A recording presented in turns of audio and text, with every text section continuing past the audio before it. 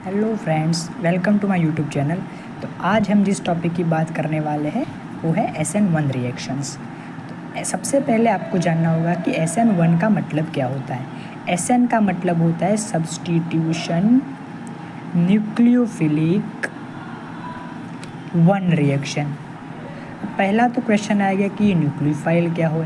तो न्यूक्लियोफाइल का मतलब है, आप नाम से ही समझते हैं, न्यूक्लियो मतलब न्यूक्लियस और फाइल मतलब अट्रैक्ट या लविंग। जो न्यूक्लियस लवर स्पीशीज है उनको न्यूक्लियोफाइल बोलते हैं।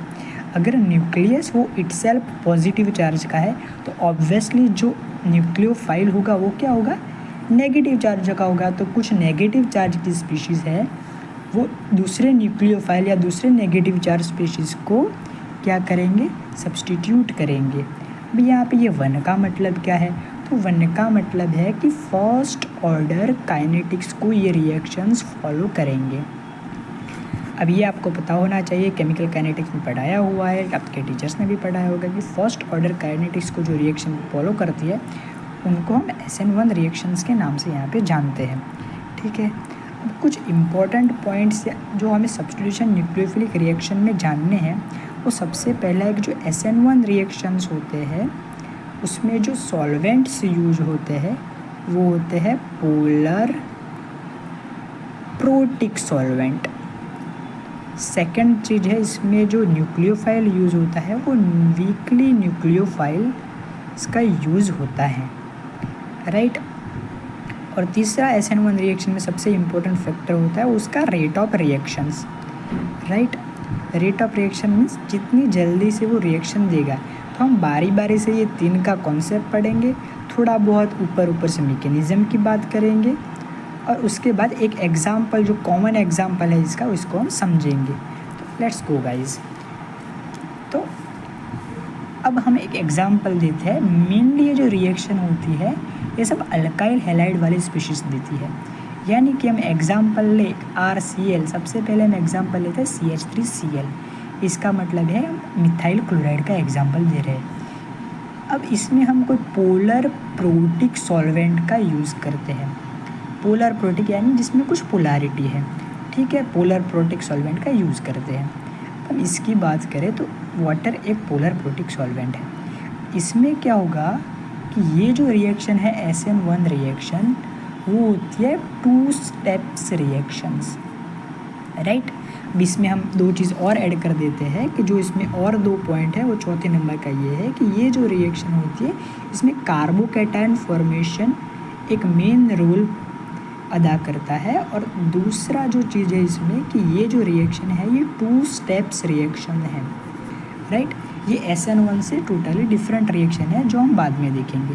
तो इसमें हम CH3Cl का एग्जाम्पल लेते हैं। तो H2 का मतलब क्या है गाइस, H+ और OH-। इसका मतलब क्या है कि जब ये दोनों बॉन्ड ब्रेक होगा CH3 और Cl का, इस पे क्या नेगेटिव चार्ज आएगा और इस पे क्या पॉजिटिव चार्ज आएगा, राइट। तो यहाँ पे क्या होगा कि जब ये polar protic solvent with weak nucleophile जो यहाँ पे दिखाया गया है ये जब अटैक करेगा तो यहाँ पे जो CH3Cl है इसके आसपास अभी कोई भी रिएक्शन नहीं होगा। तो ये हमारा क्या है, कार्बोकैटायन। और यही जो स्टेप है वो है first step of SN1 reactions, right. और यहाँ पे जो Cl- होगा वो हमारे वीक जो हमारे पोलर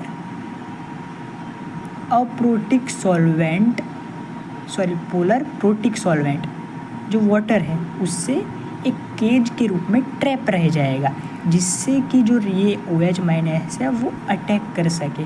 अगर वीक की जगह स्ट्रॉन्ग न्यूक्लियोफाइल होगा तो उसमें क्या होगा गाइस, वो डायरेक्टली SN2 रिएक्शन में कन्वर्ट हो जाएगा, जहाँ पे कार्बोकैटायन वो मेन रोल प्ले नहीं करता। वो हम बाद में बात करेंगे। तो यहाँ पे पहला स्टेप पता चल गया है कि उसमें कार्बोकैटायन के फॉर्मेशन होगा और उसके बाद जो OH है यहाँ पे दूसरा सब्स्टिट्यूशन जो सब्स्टिट्यूटेड न्यूक्लियोफाइल है हमारा OH वो सब्स्टिट्यूट हो जाएगा, राइट। और यहाँ पे हमें HCl बाहर मिल जाएगा। तो ये जो हमें मिला मिथेनॉल, ये क्या है, अल्काइल हैलाइड के SN1 रिएक्शन का प्रोडक्ट मिला है, जिसे हम इसकी प्रिपरेशन के लिए भी यूज़ करते हैं। अब इसके कुछ इम्पोर्टेंट पॉइंट देख लेते हैं कि इसका रेट ऑफ रिएक्शन किस किस पर डिपेंड करते हैं। तो सबसे पहले तो इसका रेट ऑफ रिएक्शन कार्बोकैटायन की स्टेबिलिटी पे डिपेंड करता है। तो 3 degree greater than 2 degree greater than 1 degree, यानी जो भी कार्बोकैटायन जो 3 कार्बन्स के साथ जुड़ा है, राइट, तो इसे हम कहते हैं 3 degree, meanwhile 2 degree, meanwhile 1 degree. इस तरह से इसकी स्टेबिलिटी ऑर्डर होगा। जो दूसरा है उसमें लिविंग ग्रुप, जो जल्दी से रिलीव हो जाए। अब लिव जल्दी से कौन होगा? जो इजीली बॉन्ड ब्रेक कर देगा। तो हम बात करें कि कुछ आयोडीन्स, ब्रोमीन्स, क्लोरीन्स, ये सारे जो होते हैं इसमें बॉन्ड सबसे बड़ा बनता है, इसमें थोड़ा कम और इसमें थोड़ा कम। तो ये इजीली ब्रेक हो जाएगा, तो इजीली लीव हो जाएगा। ये है लिविंग ग्रुप का कॉन्सेप्ट, राइट। और कुछ टाइम पे जो सॉल्वेंट हम यूज़ करते हैं उस पर भी इसकी स्टेबिलिटी डिपेंड कर जाती है। अब इसको हम एग्जांपल से समझते हैं कि हाँ भाई ये काम कहाँ आता है हमें। तो हमें एक रिएक्शन का नाम सुना होगा, ल्यूकास रिएजेंट या लुकास रिएजेंट रिएक्शंस, जो हमें बहुत जगह पे देखने के मिल जाती है। तो इसका कॉन्सेप्ट क्या है कि अगर हम कोई अल्कोहल लेते हैं और उसका रिएक्शन कॉन्सनट्रेटेड HCl और ZnCl2 के साथ करवाते हैं तो ये हमें RCl यानी अल्काइल हैलाइड देता है। इसमें भी आप देख सकते हैं कि यहाँ HCl से एक Cl जो न्यूक्लियोफाइल है और यहाँ से OH जो एक न्यूक्लियोफाइल के रूप में एक्ट करता है, राइट। वो न्यूक्लियोफाइल दो सब्स्टिट्यूटेड हो रहे हैं, ठीक है गाइज। इसमें क्या होगा कि जो 3 डिग्री वाला अल्कोहल होगा वो जल्दी टर्बिडिटी दे देगा और जल्दी रिएक्शन कर देगा compare to 2 degree compare to 1 degree. तो ये रिएक्शन है ल्यूकास रिएजेंट, जो मोस्ट इम्पॉर्टेंट रिएक्शन है, जो कई बार हमें पूछी जाती है। तो इसे हमें IMP नोट करना है।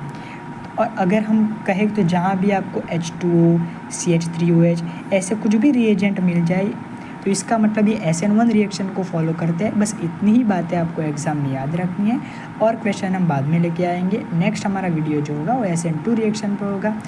वीडियो देखते रहिए और पढ़ाई करते रहिए। Thank you guys.